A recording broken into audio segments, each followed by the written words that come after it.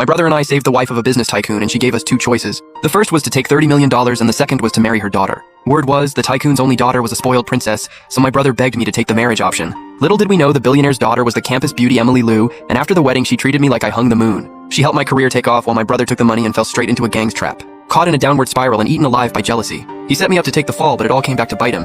When I opened my eyes again, we had both been reborn. Back on the day of the choice, he jumped ahead and grabbed the marriage deal. But I just smiled and said I will take the second option. I am going to marry Emily Lou, and hey, big brother. Taking the money is not a bad deal for you either, right? And he said yes. That is just how he has always been. Our parents spoiled him rotten since day one. He always got the best of everything and I only ever got his leftovers. But this time I was laughing on the inside because I could already picture the misery heading his way. Please stop, please do not hit me anymore. In my past life, if I had not been clever enough to figure out Emily Lou's weakness, I never would have lived a happy life with her. And if I had, I still would not have been betrayed by Jason Lin out of jealousy, which is what led to my rebirth today. Now facing this choice again, I already knew exactly what I was going to do. Either option worked for me and it all came down to whether this little brother of mine still had any brotherhood left in him. Maybe I could still throw him a lifeline, but if not, he was on his own. Sure enough, Jason Lin could not help himself and rushed to announce what he wanted. But the billionaire shook his head and said, "You are the younger brother. He is the older one, so let your brother choose first." And Jason said, "Hey, big bro, if you take the money, I will put in a good word with mom and dad. You always look out for me like a real big brother should, and maybe they will start treating you better too." Watching him squirm with desperation, I was cracking up on the inside. But if you are going to play a role, you have to commit.